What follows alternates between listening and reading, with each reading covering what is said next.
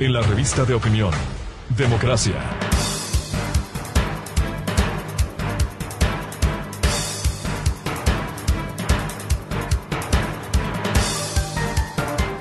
Siete 27 minutos en el territorio continental ecuatoriano. Aquí vamos a seguir buscando la verdad en la revista de opinión Democracia.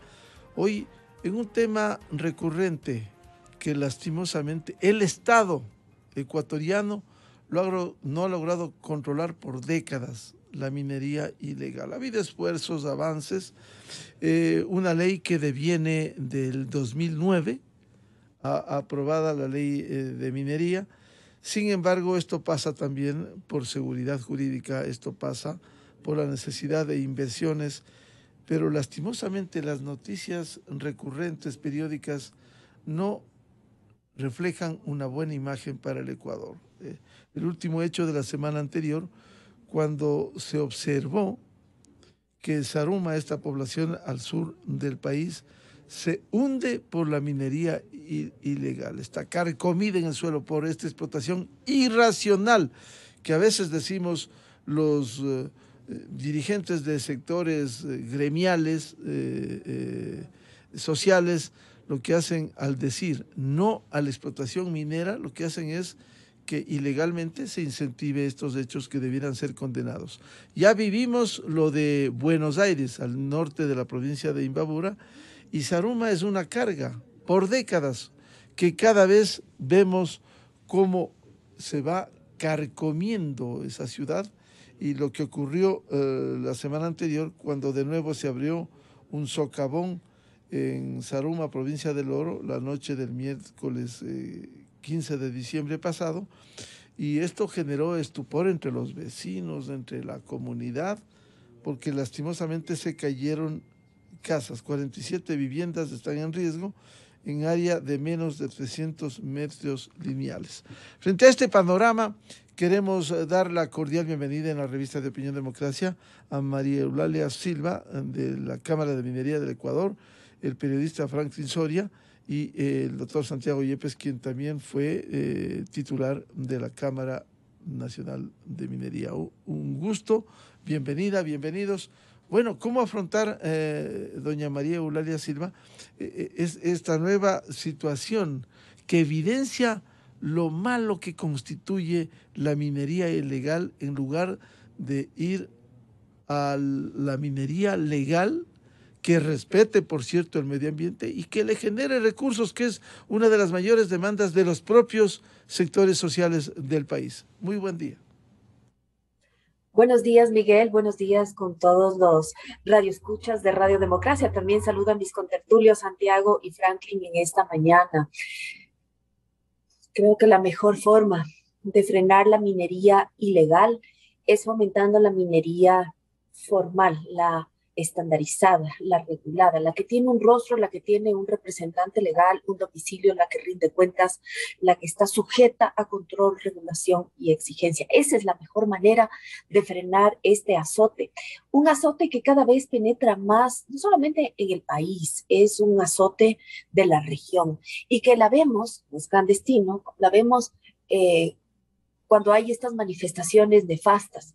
Hoy estamos viendo una vez más cómo se hunde Zaruma. Hace un año, Miguel, supimos de un campamento de minería ilegal en el norte del país, en Esmeraldas. 5 personas murieron, una de las cuales era un niño de 12 años, lo cual evidencia que no solamente es una fechoría contra el Estado, contra los bienes del Estado, es un atentado contra la naturaleza y es también un atentado contra las personas, contra la dignidad, la seguridad y la integridad de las personas. Entonces, el tema de Zaruma es un tema gravísimo. Creo que los esfuerzos que sí ha hecho el Estado han quedado cortos. Se demarcó una zona de exclusión que, pues, quedado en letra muerta. Se dice que la gente en Zaruma, inclusive, hay quienes tienen en sus mismas casas conductos a las galerías de estas minas ilegales, ¿no? Entonces, todo lo que ha hecho el Estado ha sido insuficiente, pero creo que no es solamente hacer un llamado al Estado o al Ejecutivo, sino también a todas las funciones del Estado. Las autoridades judiciales tienen que cerrar el círculo, identificar, sancionar a quienes han cometido este delito. Pero también hay otro componente importante, Miguel, y es la población.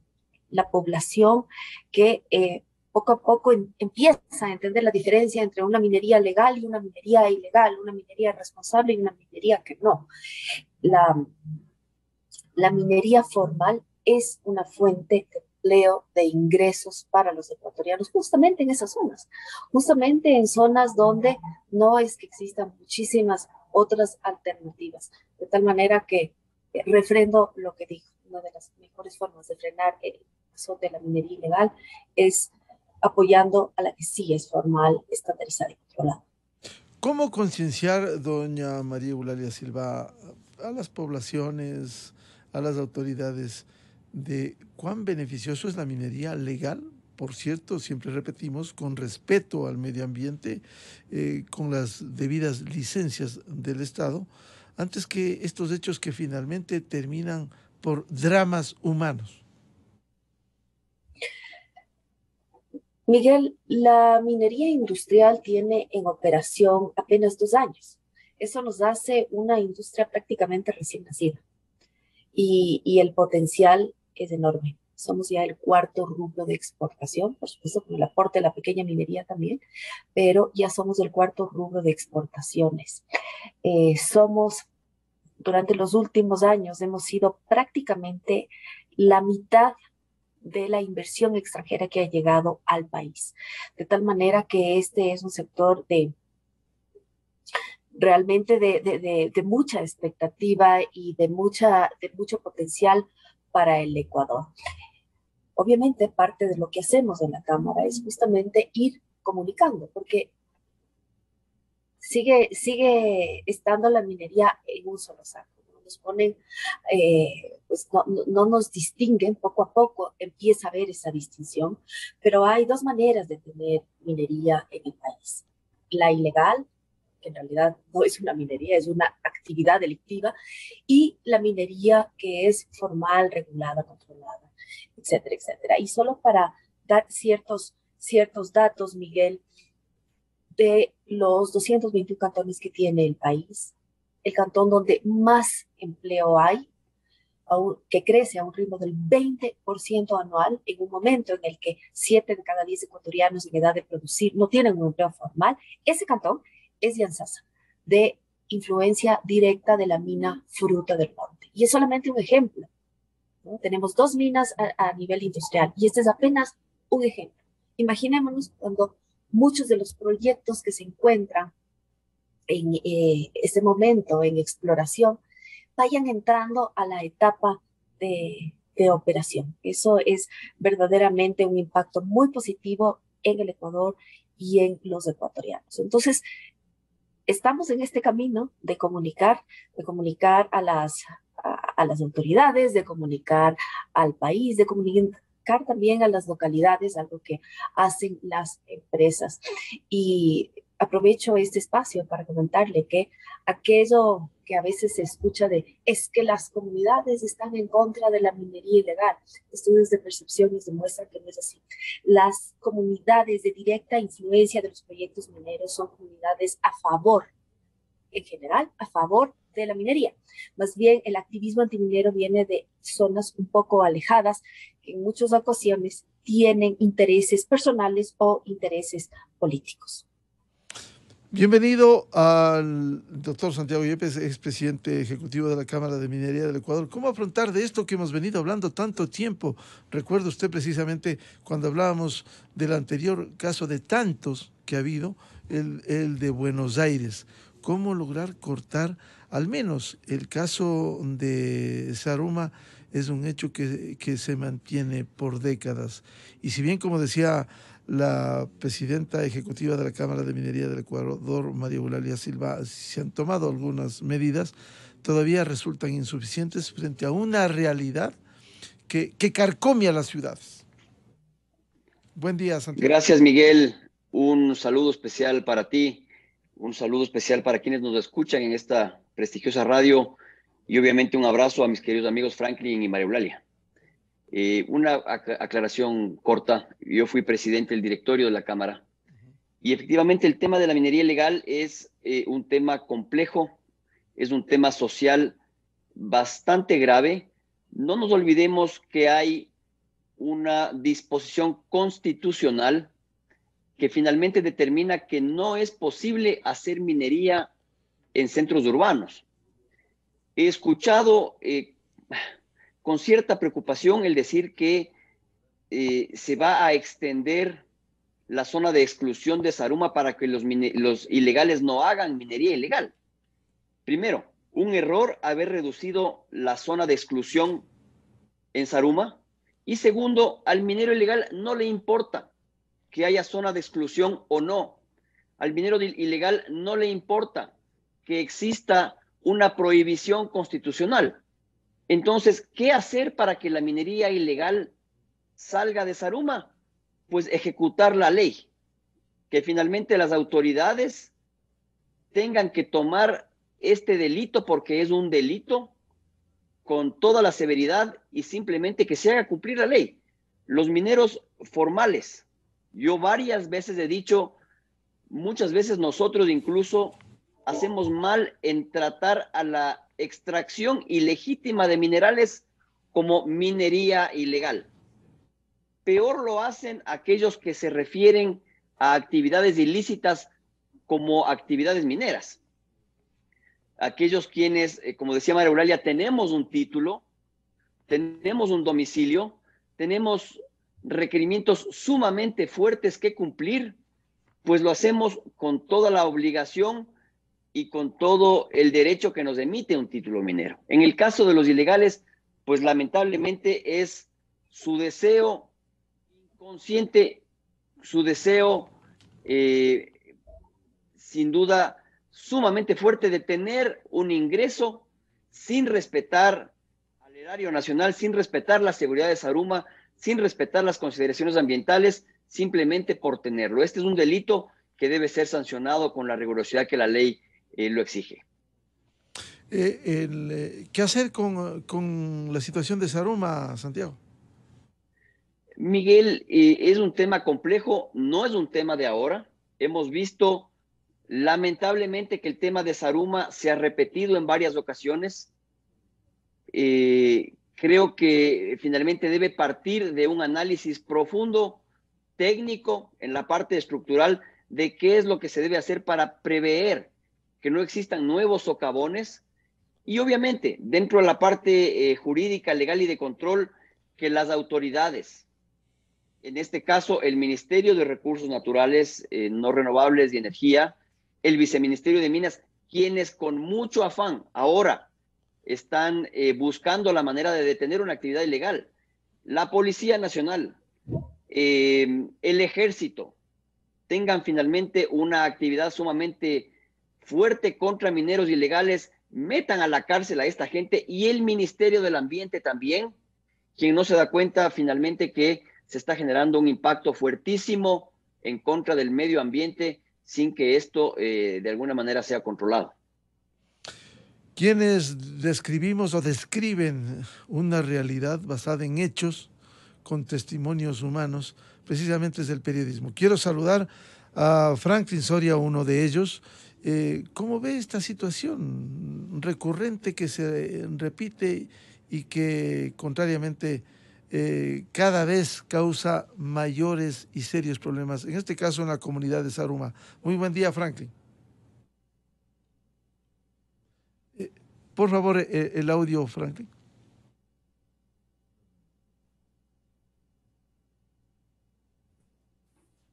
Muy buenos días, Muy buen día. Estimado Miguel, un honor estar con usted, con Eulalia, con Santiago y con los radios, escuchas y quienes nos ven por redes. La minería ilegal, estimado Miguel, está en evolución. Es un fenómeno histórico en el Ecuador que se ha desarrollado paralelamente a los esfuerzos que ha tenido el Estado por institucionalizar la actividad minera, pero que lamentablemente en el Ecuador complementando el criterio de Santiago, la minería empieza a ser un delito transnacional. ¿Por qué señalamos esto? En el caso emblemático de la minería ilegal de Buenos Aires, usted veía cómo allá concurrían, yo tengo testimonios, entrevistas, y decía el lugareño que venía desde Otavalo, decía, yo estoy asesorado por los peruanos. Eran los colombianos quienes traían las armas y bueno, los venezolanos la trata de blancas. Esta concupiscencia de delitos construye un escenario realmente complejo, a más de los efectos sociales, a más de los efectos culturales, a más de los efectos ambientales, empieza a tener ya un vínculo político. ¿Por qué? Porque el financiamiento que puede otorgar la minería ilegal de manera turbia, caudalosa y oscura, sobre todo los caudillos locales, empieza a ser necesaria dentro de la dinámica de la minería ilegal, porque si usted ve, ellos tratan de blanquear su actividad. Parten de premisas como el subsuelo es de todos, en su lógica absurda, por tanto de nadie, por tanto es del que primero se asienta, luego complementa con el tenemos derecho, y finalmente vemos con espanto como quienes hicieron minería ilegal pretenden entrar en los beneficios, en las virtudes que una política determinada por el presidente Guillermo Lasso con el decreto 151 prevé reabrir el catastro minero. Sería desastroso, humillante para la nación y para Zaruma que quienes hicieron minería ilegal, que gozan de la impunidad y que ahora en Zaruma han, según mi humilde criterio, han defenestrado, han atentado contra un patrimonio cultural de la humanidad. Se suma así un efecto más de la minería ilegal, pretendan, abusando de esta necesidad y de esta oportunidad que significa la minería y el decreto 151, blanquear su actividad y coronarse como lo que nunca han sido mineros, al menos pequeña minería registrada frente a la ley, o en los casos de minería industrial cuando se diesen los casos. ¿Qué hacer frente a ello? Mi primera solicitud a la fiscal general de la Nación es pues eliminar la impunidad de que gozan los grupos dirigentes y algunos políticos vinculados a la minería ilegal. ¿Cómo eliminar y actuar en el debido proceso y con derecho a la defensa, por cierto, cuando vemos que la situación ha sido muy compleja, Franklin, y esto se repite periódicamente? Bueno, se calcula que la minería ilegal de Buenos Aires generó al menos 50 millones de dólares que el Estado ecuatoriano no percibió, que usted, nosotros, ninguno de los presentes pudo haber, como es el caso de la minería responsable, recibido en regalías, impuestos, trabajo, etcétera. Esos dineros han enriquecido las cuentas de algunos funcionarios, ex técnicos de ARCOM, que gozan de impunidad, perdón y olvido. Entonces la unidad de lavado de activos tiene ahí un buen escenario para operar y al menos hacer que parte de ese dinero sea resarcido y sea, en el caso de Buenos Aires, en el pasivo ambiental, y en el caso de Zaruma, en la remediación de la ciudad. No podemos los ecuatorianos y quienes tenemos raíces en el sur, yo soy cuencano, y nuestras cercanías, incluso familiares con Zaruma, no son pocas, no podemos admitir que se formule al menos la posibilidad de que la ciudad puede finalmente hundirse y esto sea nada más que un caso de Ripley en nuestra penosa historia nacional. Antes de hablar sobre temas importantes también complementarios como los planes de remediación, doña María Eulalia Silva, este tema es fundamental para que no sea el eje transversal de nuestro país la corrupción y la impunidad. ¿Cómo lograr que cada una de las instituciones, llámese una investigación penal, preprocesal o procesal, la Fiscalía, la Administración de Justicia, los órganos de control, a fin de combatir la corrupción y estos hechos que se repiten y que al no sancionarlos quedan en la impunidad? Así es, Miguel. Antes de contestar su pertinente pregunta, quisiera complementar algo muy importante que acaba de decir Franklin. Creo que no hay que ver al minero ilegal tras un viso romántico, si se quiere, ¿no? Muchas veces hemos oído comentarios, inclusive comentarios de ciertas autoridades de pobre, los mineros quieren regularizarse porque no tienen una opción para la supervivencia. Señores, la minería ilegal es un delito y como todo delito tiene que ser perseguido, sancionado. Inclusive, y aquí voy a la contestación de su pregunta, Miguel, hemos visto cómo en muchos de las cercanías de los proyectos mineros se está haciendo actividades de minería ilegal. Esas actividades son denunciadas y ahí está. Las denuncias en muchos casos quedan en letra muerta. No hay un verdadero compromiso por parte de las autoridades judiciales como para cerrar el círculo. Muchas veces, bueno, se recepta la denuncia, tal vez hay algún tipo de declaración y ahí queda. Pero la minería ilegal en muchos casos, Miguel, se está haciendo a la luz del día. Se sabe dónde está. Son las autoridades judiciales las que tienen en sus manos la potestad y la capacidad de sancionar, porque si no se sanciona y no se llega hasta las últimas consecuencias, pues la sensación es de que es tierra de nadie y se sigue haciendo lo que se sigue haciendo y no pasa nada, ¿no? Eso por una parte. Por otra parte también, y vemos con muchísima preocupación, y no es de ahora, que juega una suerte de sin razón, porque por una parte la minería ilegal no es debidamente perseguida. Y sin embargo, la minería legal, la formal, la industrial, esa está siendo perseguida. Y está siendo perseguida desde algunos flancos. Y me permito hablar en este momento de la resolución emitida el 1 de diciembre por la Corte Constitucional, en la que en un fallo pues se desconoce y se dejan sin validez los permisos, las licencias ambientales otorgados al proyecto minero Río Magdalena, las cuales fueron otorgadas de acuerdo con la normativa vigente en ese momento. Pero la Corte Constitucional dice, no, no tiene que ser así. Tiene que, en ese momento, empieza a mover las reglas del juego, a cambiarlas, a crear nueva normativa, sentando un precedente espantoso de inseguridad jurídica.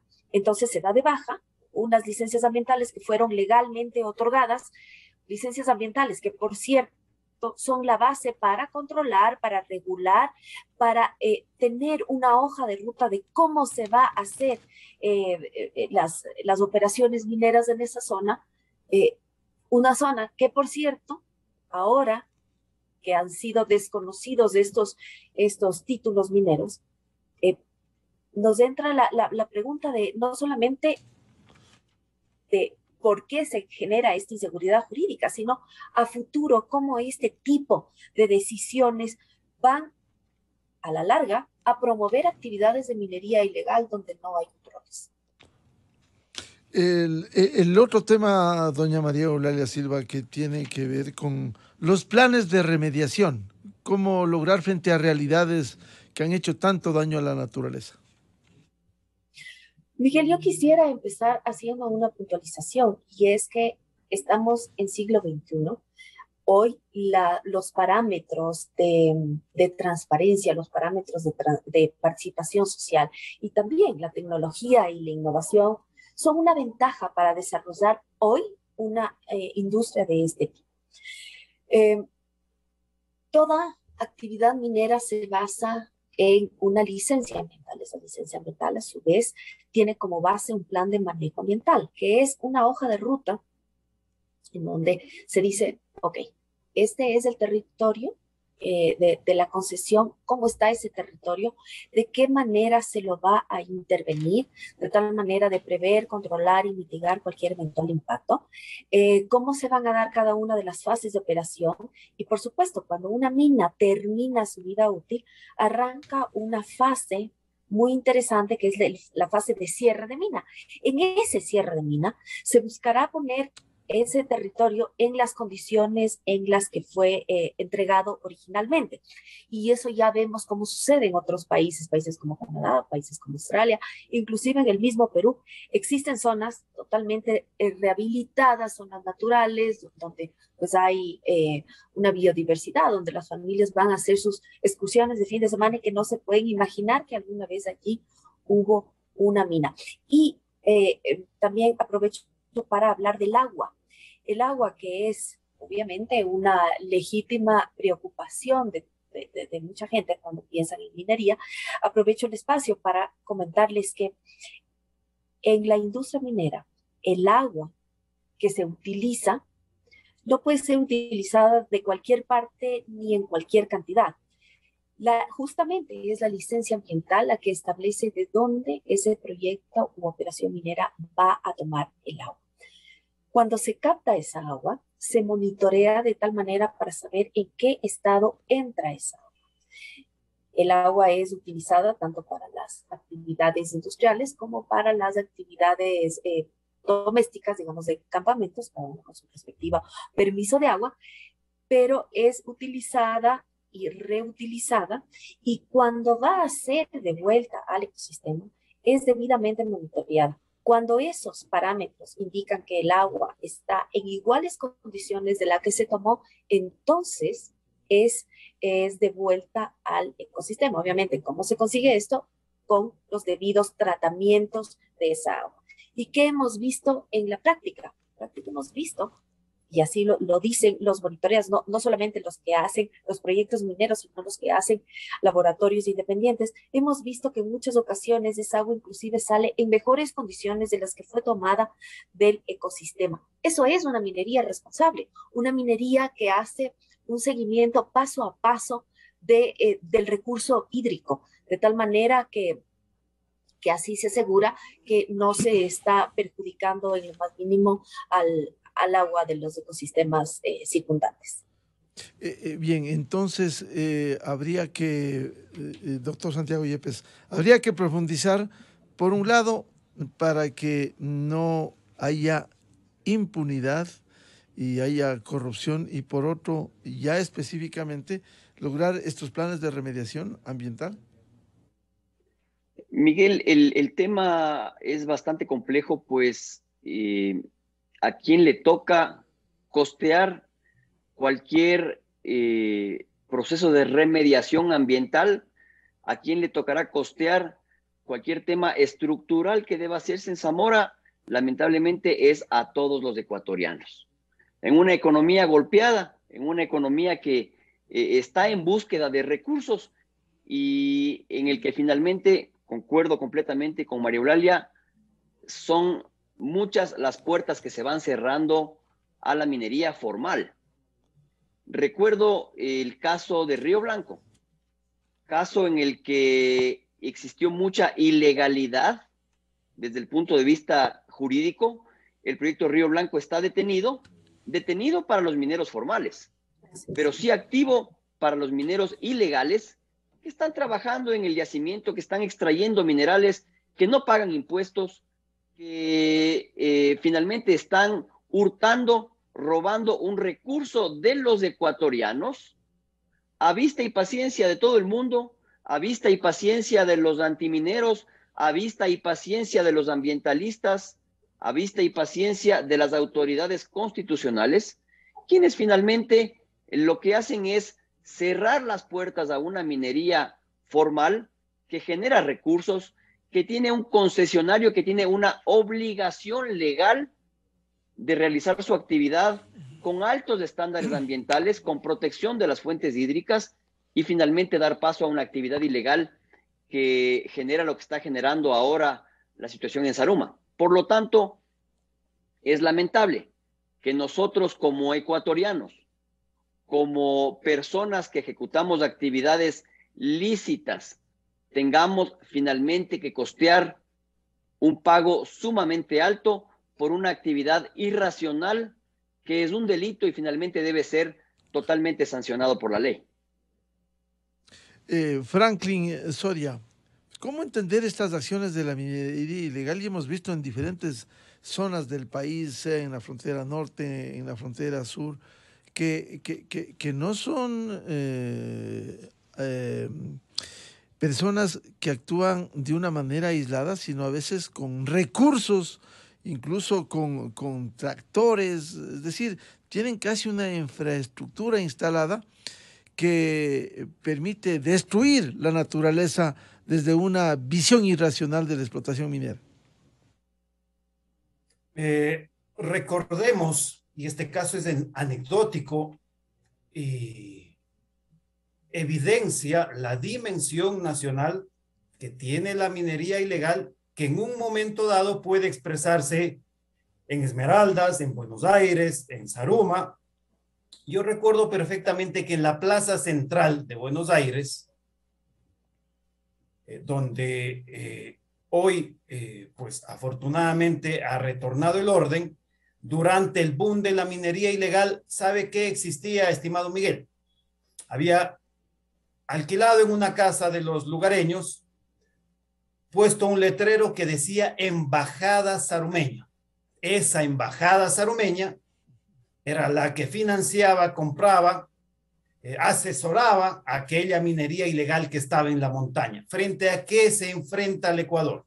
Se enfrenta a una estructura que tiene cooptados algunos técnicos de lo que se denominaba Arcongo y Agencia de Control Minero, que tiene vínculos con políticos y que finalmente tiene una hoja de ruta, incluso, como ha señalado María Eulalia, para promocionar su imagen, para finalmente posicionarse como la alternativa, criticando de manera absurda, bajo un discurso chauvinista de que se oponen a la inversión extranjera, como si los nacionales tuviésemos la capacidad de invertir lo que puede una empresa extranjera en un yacimiento ubicado a 1,000, 1,200, 600 metros bajo la superficie.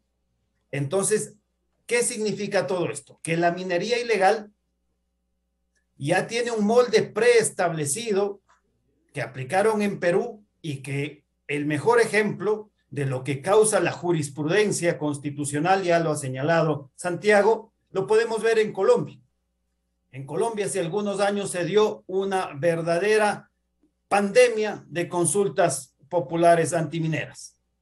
Bajo la lógica, bajo los argumentos, bajo aquella campaña mediática exitosa de la antiminería, ganaron, por supuesto, bajo aquella antinomia irracional de agua o minería, ganaron. ¿Qué vino después? Usted puede revisar la web, los amigos que nos escuchan y nos ven. Colombia tiene el Valle del Cauca, la Amazonía, la zona de los llanos, la zona andina, tomados por la minería ilegal, porque la minería ilegal tiene como plan desarticular primero cualquier proceso de minería, de pequeña minería y minería responsable, acceder a aquellos yacimientos y finalmente construir zonas de control político.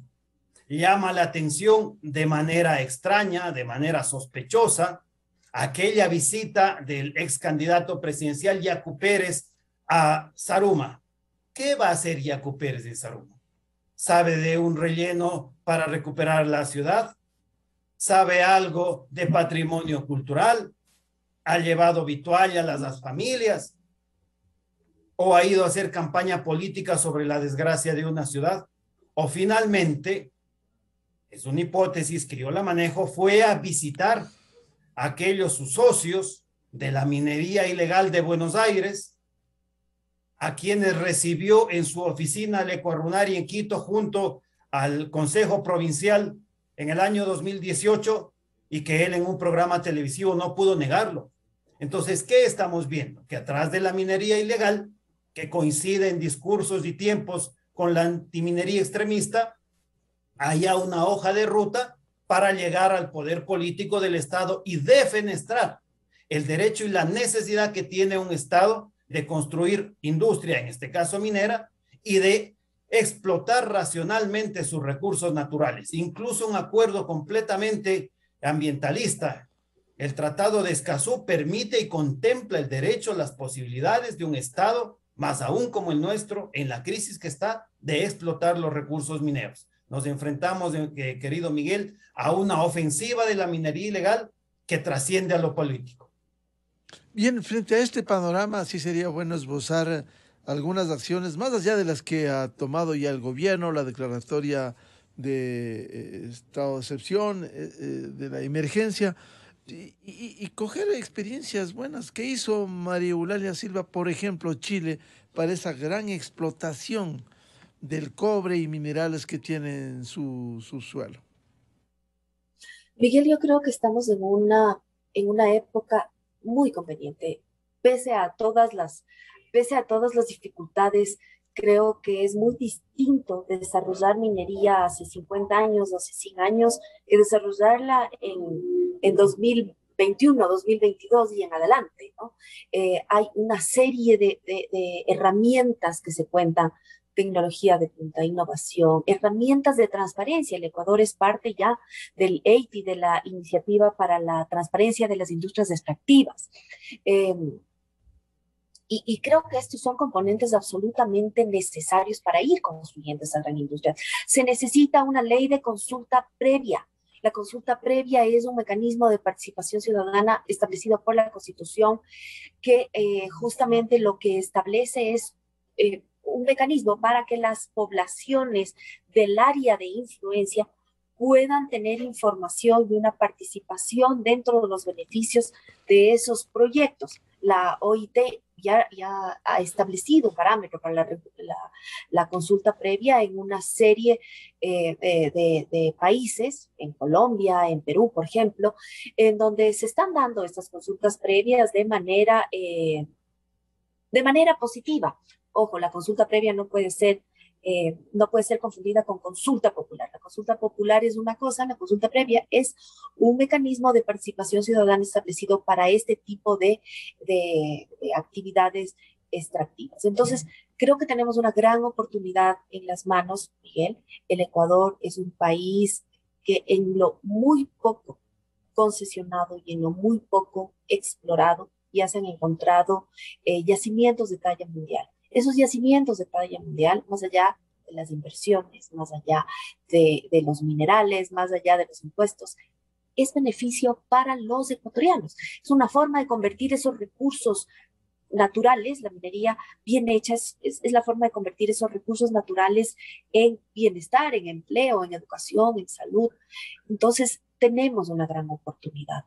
Pero por otra parte, todavía nos enfrentamos a una serie de amenazas y esas amenazas, todas esas amenazas que trunquen la minería formal, la responsable, estarán beneficiando a la larga a la minería ilegal. El caso citado por Santiago Yepes sobre Río Blanco es absolutamente didáctico. En Río Blanco no entra ni siquiera la policía, porque cuando entran hay agresiones, les queman los autos a la fuerza pública, no se diga a los mineros formales. Está tomado por mineros informales. Señores de la Corte Constitucional, este país va a tener minería.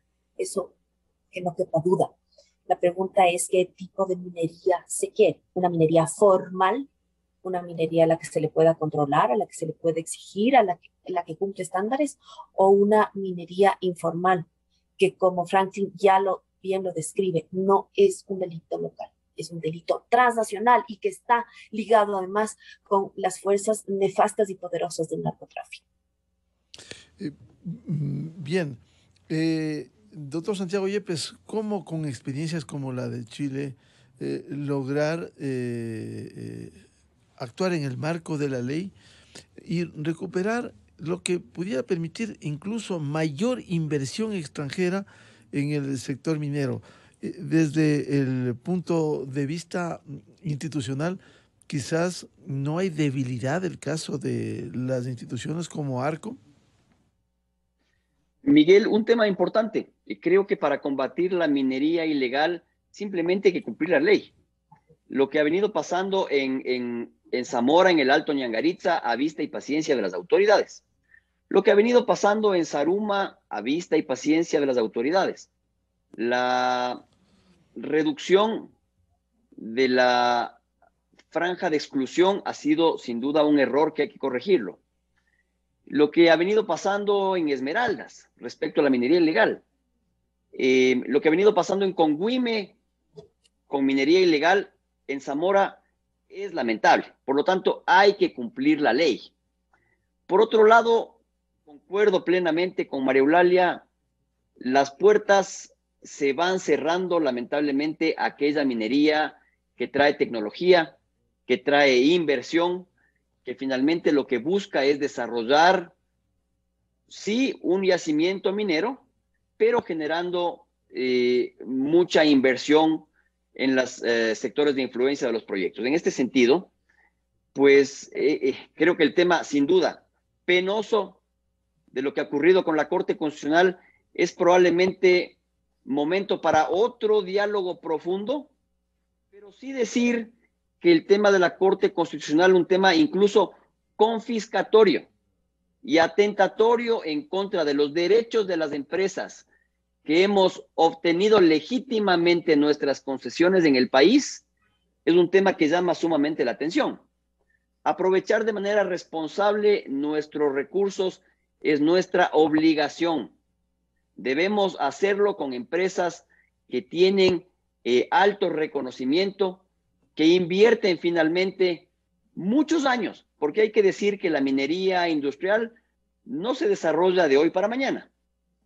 Hay proyectos, por ejemplo, Fruta del Norte, el proyecto Mirador, que han tenido más de 20 años de desarrollo de una fase de exploración para finalmente entrar en una fase de producción. ¿Qué es lo que ha pasado con el caso de Río Blanco? Muchísimos años de una fase de inversión, muchísimos años de una fase de exploración, para luego llegar a una fase de producción, proyecto detenido por la Corte Superior de la SUAY y ahora tomada por ilegales.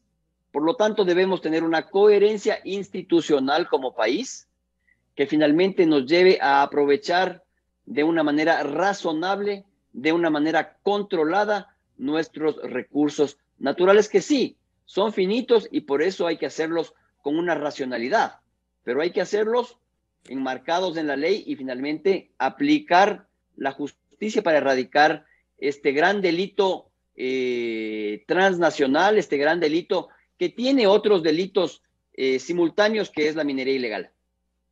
Franklin Soria, ¿cómo lograr enfrentar esta situación extremadamente compleja pese a las normas que se han aprobado en el COIP, para citar una de ellas? Sin embargo, este doble discurso, cuando se conecta con la parte política, citaba el caso de un ex candidato presidencial, precisamente Franklin, pero hay reivindicaciones en teoría del agua.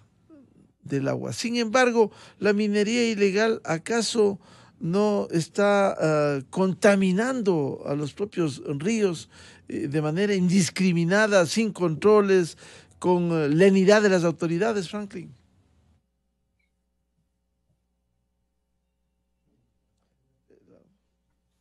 La minería ilegal no tiene piedad con ninguno de los elementos de la naturaleza, ni aire, ni suelo, ni agua, ni con el tejido social en las comunidades donde llega, ni con el patrimonio cultural como en el caso de Zaruma, ni con los efectos que finalmente tiene sobre el entramado de una nación que, gracias a una agenda mediática muy fuerte de la antiminería, se ha estipulado como dilema, como falso razonamiento, aquella falacia de agua y minería, o minería.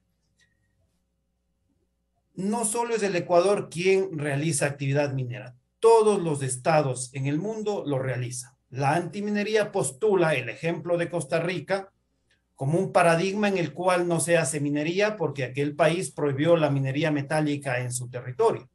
Sí la prohibió, pero en el papel. Allá no se hace minería responsable, controlada, se hace sí la ilegal. Entonces ese discurso político que en aras de un cálculo electoral inmediato, que en este caso son las seccionales de 2023, ataca, defenestra la posibilidad y el derecho que tiene un Estado por realizar minería, construyendo como efecto directo todo un escenario ampliado para que la minería ilegal campee en el país, solo se puede combatir desde mi punto de vista como comunicador, con información, con estos espacios de debate, con transparencia, que se vea qué es la minería ilegal, que se vea qué es la minería responsable, que se vea qué es la pequeña minería nacional, que se evidencie si hay casos en los cuales dentro de estas industrias están cumpliendo o no con la ley, y que haya funcionarios que sancionen, por ejemplo, allá en Portobelo, en el sector El Pache. Nosotros hemos hecho un documental que se llama El Río Plomo y hemos visto cómo aquellas plantas de procesamiento envían una masa pastosa, ploma al río, a vista y paciencia a las autoridades, y este sencillo periodista que lo filmó a media mañana no creo que pueda tener más elementos que los funcionarios de la Agencia de Control Minero. Entonces, ¿qué hacer? Ejercer la institucionalidad, aplicar la ley, generar espacios de debate y de información, y por supuesto, no premiar con impunidad ni a los políticos que se vinculan a la minería ilegal, ni a aquellos mineros ilegales que, aprovechando una apertura y una voluntad política acertada del presidente Guillermo Lasso en el decreto 151, que va a reaperturar el catastro, sería ofensivo a la dignidad nacional que quienes hicieron minería ilegal hoy pretendan graduarse de mineros. Es lo que podemos hacer, es lo que debemos hacer, y que sinceramente felicito su apertura para estos temas, estimado Miguel, porque lo que necesita la sociedad ecuatoriana es información sobre la actividad minera. Es decir, tomar conciencia, Franklin, sobre esta realidad, impulsar la minería legal, reiteraremos hasta el cansancio, con respeto al medio ambiente, con controles, con rigurosidades. Pero lo otro, la minería ilegal, Franklin, no solo es esta explotación irracional que hoy se refleja en Zaruma, la caída de casas, estos socavones, sino también complementariamente el tráfico de armas, prostitución, tráfico de combustibles, tráfico de explosivos, lavado de dinero, es decir, todos estos males que acompañan a esta actuación que algunos dirigentes a veces defienden. Por supuesto, es que la madre en términos institucionales de la minería ilegal es la corrupción. Todo el Ecuador conocía cómo desde Buenos Aires, atravesando 10 u 11 provincias, convoys en el día, en la noche, durante 2 años, atravesaban el país y no había el control policial debido. A la salida de Buenos Aires está un puesto policial. Toda Ibarra conocía la dinámica de la minería ilegal, veía los billetes de $100 circular tarde, mañana y noche en la ciudad, y los funcionarios no sabían o no podían o no querían. Pues entonces la forma de frenar a la minería ilegal es depurando aquellas entidades donde se manifieste sistemas y estructuras de corrupción que sostienen, benefician y finalmente blanquean a la minería ilegal. Bien, yo quiero agradecer por el aporte y seguir concienciando en el país, primero de esta realidad que debe hacer abrir los ojos a todos los sectores, partiendo del Estado, para que haya un mayor control, y segundo, volviendo a la relativa normalidad a fin de impulsar la minería ilegal que le deje recursos precisamente para atender a las comunidades bien explotadas, para atender los requerimientos sociales. Agradezco a María Eulalia Silva de la Cámara de Minería del Ecuador, Santiago Yepes, expresidente del directorio de la Cámara, y el periodista e investigador Franklin Soria. El aporte ha sido valioso para seguir viendo este Ecuador por dentro que debemos concienciar. Muchas gracias a ustedes por su participación. Gracias, Miguel, a usted. Muchas Buenos gracias. días. Muchas gracias, muy amables. Seguimos buscando la verdad aquí en la revista de Opinión Democracia. 8:15 en el territorio continental ecuatoriano. Pausa publicitaria y ya volvemos para hablar de otro tema de interés fundamental para el Ecuador: cómo reactivar la economía y lograr mayor inversión en nuestro país. Invitada la economista Rosa Matilde Guerrero, el economista Fernando Mosquera y el economista Víctor Hugo Albán. Miguel Rivadeneira en la revista de Opinión Democracia. Bienvenidos al microinformativo de la hora. Marisol Andrade, directora general del Servicio de Renta